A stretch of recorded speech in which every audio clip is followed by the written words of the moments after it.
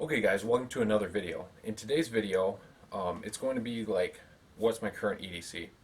So I just got home a couple minutes ago and I thought like right now would be a perfect time to just like, I think some people call it a pocket dump, but just like pretty much everything you're carrying on your body, just pull off. And that's kind of like what a realistic EDC is. Now before I get to what I'm carrying, um, I just want to point out that there's so many like EDC videos out there, right? And many of them are really entertaining, but probably maybe 1 in 10 to 1 in 20 are real. And what I mean by real is like I'll be watching them and they're throwing stuff on the table that, yeah, I'm carrying this and I'm carrying this and I'm carrying this, and I'm going down the list and I'm like, there's no freaking way that you carry all that stuff. You know, the other thing is they're throwing all this gear out and it's like brand new gear. And I swear that they just like 20 minutes before that they started filming, they received like an Amazon box and it had like a knife, a multi-tool, a flashlight, a cell phone case, wallet, notebook, pen, pencil, watch, and like all this stuff. And they just received it all in like one big box. They took it out of the box, they threw it in their pockets, maybe not even threw it in their pockets, and then they just turned on a video camera and said, "Hey, this is my EDC," and it's like all brand new gear. Um, you know, in my video, some of it's newer, some of it's older, but like none of it is brand new. You know, I've been kind of using all of it, testing it for at least a couple months. But some of the stuff like the Leatherman I'm carrying, like I've carried that a couple years now.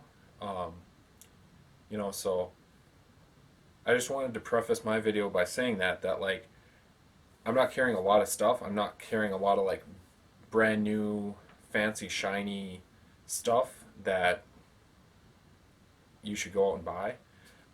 This is just what I'm carrying. Some of it is, you know, all of it's cool to me, all of it's functional to me, but I just wanted to preface my video by saying that. Okay, guys, so what's my EDC? Like I said, I just got home a couple minutes ago, so like this is my EDC minus a pair of winter gloves and a jacket, pretty much. Yeah, a pair of winter gloves, a jacket, and a hat. Um,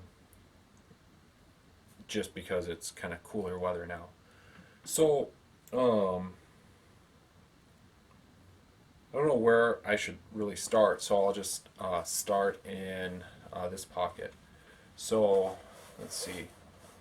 Okay, so I got my wallet. I'm still using Mac Edition micro or mini wallet, and I liked it for many reasons because of its small size. I will say that uh, what I will say is 1000 denier Cordura nylon does not make a good wallet.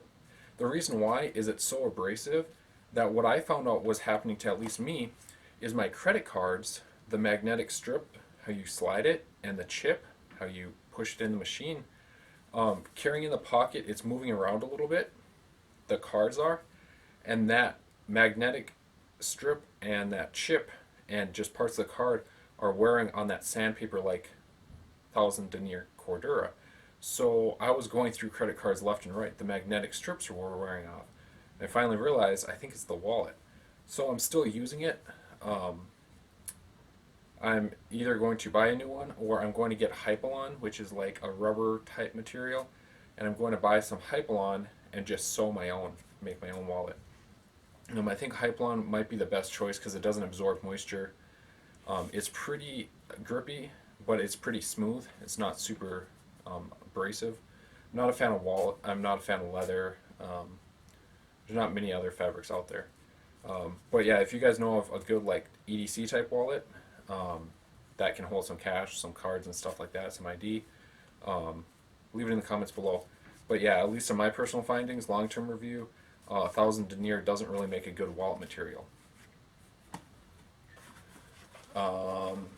This is just my my car keys, house keys, gym key, P38 I believe it's called, or P51 is a can opener. Nothing fancy, just car key, mailbox key, house key, some other keys for some stuff. So that's all the main pocket. The little fifth pocket, that small one, I've been trying to carry a lighter every day. I'm not a smoker, but it's just a pretty easy source for fire. So that's all. Okay, so I have my Gerber impromptu pen. This is one of those things I've been carrying for a long time, and I use it quite a bit, mostly as a writing implement. But very, it's a little heavy if that matters to you, but kind of a secondary or tertiary self-defense tool, a writing instrument, and then also an emergency tool. It has a glass breaker. So especially with the icy roads, we're having an ice storm right now. So if you were to go off the road, maybe flip over a bridge into like water or something like that, you might have to break the windshield, kick the windshield out, or break one of the windows. This may or may not help you. But a Gerber pen, and then my Leatherman. So like I said, this is like, I don't know how long I've had this.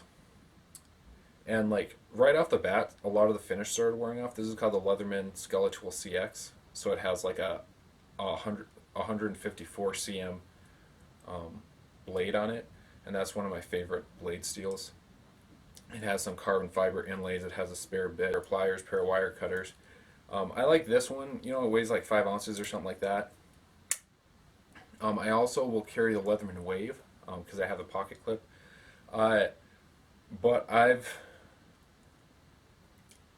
I'll either carry the Leatherman Wave or this one. And part of the reason I like this one is the blade's like right there, and it's a little easy to get to. I've changed a little bit, so like I only carry a Leatherman as my utility knife. I don't carry a pocket knife in addition, so I've been selling off my pocket knives. Yeah, this blade, everything about this Leatherman, you know, almost all Leatherman multi-tools are really nice. So just get a good one, get the one you like, but this is the one I like, lightweight. I just have an orange piece of string here because I've dropped it a couple times and it's been hard to find. Or if I have to grab it with a pair of gloves on, instead of trying to grip it, I can just grab onto this and yank it out of my pocket. But that's the Leatherman. So that's all that pocket. This is a new piece of gear. Oh, okay, so this right here, the Streamlight 1L 1AA, the ProTac, the Streamlight ProTac, and this is my new EDC flashlight. And like I said, I'm trying to be honest with you guys. So this is probably the newest piece of gear that I'm carrying. But so far, I really like it. The size is perfect, not too big, not too little. It's 350 lumens with CR123 battery. So for a defensive light, 350 lumens is plenty. And then it has its 10 tap program. So I have it set as high only. So no matter how many times you hit it, it's 350 momentary. The other thing I like about it is since I've been carrying it, which has been about a couple weeks, I've not once accidentally activated this when I didn't want to activate it. Okay, so that's a criticism of mine. For an EDC flashlight to be considered or to be a good EDC flashlight, its tail cap can't accidentally activate. So this kind of has a shielded tail cap, and it has a momentary, and to press it to mean to activate the light, you kind of have to mean to. I mean, you have to press kind of deep. It is not difficult. It's just I think Streamlight designed this very well. Like I said, it's the 10 tap program, so I have it programmed for high only. So no matter how many times, no matter how hard I press it, it's 350 lumens. The other reason I like this is it takes a CR123 battery, it takes a AA battery, or it takes a AAA battery, which they do not advertise in the manual. Maybe it's not recommended, but to me, I don't see what the big deal is. So this flashlight, again, can use a CR123 battery, a AA battery, or a AAA battery. Now, it changes the run times and brightnesses a little bit. I normally carry just with a lithium CR123 battery because of cold weather. Lithium batteries are, good down to -20, -30, -40, stuff like that. And then they also, I wouldn't say it's impossible for them to, but alkaline batteries, at least on me carrying a flashlight daily, the hot and the cold, temperature extremes, the movement, moisture and stuff like that. That mixture has caused the batteries to rupture and explode. But with lithium batteries, that hasn't happened to me yet. So lithium batteries are a little bit more expensive. They tend to perform a little bit better. They perform better in cold weather, and at least for me, they don't explode in the flashlight when I'm carrying a flashlight. So I mostly just carry with lithium batteries. Um, oh, this is. Oh, I was carrying two lighters. I didn't even notice that. Oh no, that was so I was sealing paracord, so that's why that one was in there. And that goes to show that like sometimes you're carrying stuff, and if you're carrying too much shit, you forget you have that stuff with you. So then you don't think you have it with you. So that's why I had two lighters. And then Carmex, which because it's cold, because it's windy, you get chapped lips. And this it also has first aid purposes. It can be used to seal a wound temporarily, like a small cut and stuff like that. It can actually treat toothaches a little bit, kind of like what's the ingredient in here? Camphor and petroleum, white petroleum. Um, I've actually used it to treat canker sores and toothaches, and maybe it's more of a psychological thing, but it doesn't have benzocaine or anything like that in it. But I believe it was Carmex, yeah, because I put it on toothaches a couple times, and then I put it on like canker sores in the inside of your mouth, or like cold sores and stuff like that. And then the other thing is, because this is a petroleum-based product, it says 45% petroleum. You can use it in conjunction with your lighter if you need it to start a fire. Um, Again, that's not the goal of my EDC. Um, I don't I don't really need the capability to start fire within my EDC. Just me, I'm not starting fires every single day. Maybe you are. Maybe you're, maybe you're capsizing a canoe every single day, getting hypothermic and needing to start a fire. Personally, I'm not, but it's nice to have that backup. And then, or that doesn't matter. Okay, so and then, Right in the Rain notebook 3x5. The problem I found with with spiral bound ones, they're the cheapest ones, and I like how you can flip the pages. But over time sitting, I don't know if you can see these, but these have bent inward. They bend when you sit on them. Well, I carried it in my back pocket. So then opening it makes it a little more difficult. The other thing is carrying it without a cover. This is a newer one, but as you can see, the first page has tons of dirt on it. So that's one reason why you could carry this in a cover, or you can get notebook covers. Personally, I'm not a big fan because they have a zip, so to use your notebook, you got to unzip it and stuff like that. It's just more hassle. These notebooks are cheap enough anyways that like I never really end up using up the whole notebook. And then if this first page gets super dirty, I'll just tear it out. Or it's some of the pages I don't need, I'll just tear out every couple weeks and throw them away. But you can spend a lot of money and a little bit of money on notebooks. I've kind of settled on the Right in the Rain, a 3x5 inch, I believe, spiral bound notebook. I just buy them in bulk. I buy like the 10 pack. And then it also has like a ruler and a centimeter, a metric ruler on the bottom there, which is kind of cool. And then my cell phone, again, I use the Magpul case. I think I've shown this before. Part of the reason they're inexpensive, they're a protective case while still being pretty minimal. So I used to use the OtterBox, and frankly, I'm pretty gentle with my phone. So I decide on going a little bit more slimline as opposed to more rugged, if that makes sense.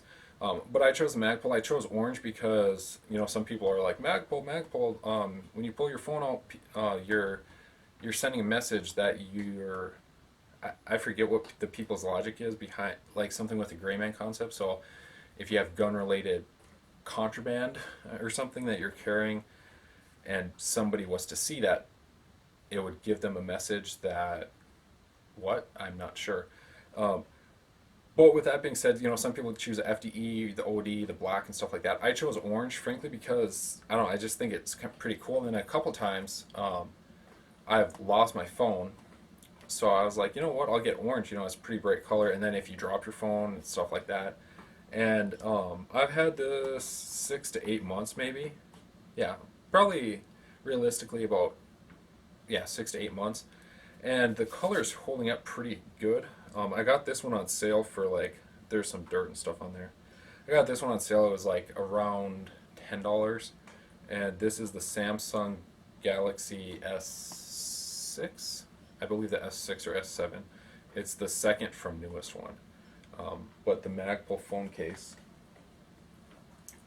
And then, and then this is one of the newest additions. The K-Bar TDI knife, kind of a defensive type fixed blade knife.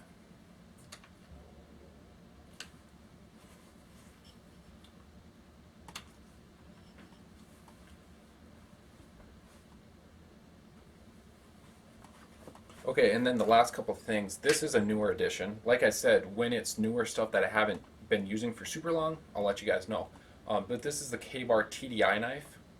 And, I was just like you guys. I was looking at it, I'm like, that looks like a really dumb knife, but it turns out it works pretty good. Now, I'm carrying it. I don't think my waistband is on camera, but I was carrying it 12 o'clock, so it would be about 11 o'clock, so up front, and I have it angled this way, so it's easier to grab with my left hand than my right. The reason why is this is kind of a secondary or tertiary self-defense option. I have other modes of self-defense for my strong hand, so this is a weak hand option, but you can also pull it with your strong side hand. I made this Kydex sheath for it because frankly the factory sheath it came with sucked. With this, if you know this knife, you might understand this more. But with this sheath, you can grip all the way up and get the full grip. On the factory sheath, you could only grab to about right there and pull, and then you'd have to readjust your grip. And then I mounted an Alti clip on here, so because I'll carry this like when I'm going to the gym and whatnot, and not necessarily wearing a belt.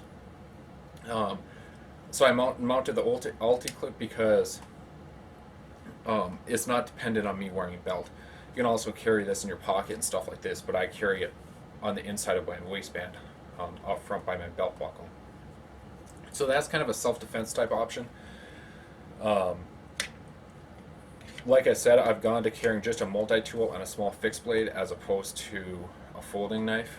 Especially in the winter, folding knives are not conducive to being operated with gloved hands, especially if you had to do so defensively. That little thumb stud and you're wearing bulky gloves, is pretty hard to do so. And then the stay. So the last option is the Glock 19 with a Surefire weapons light on it.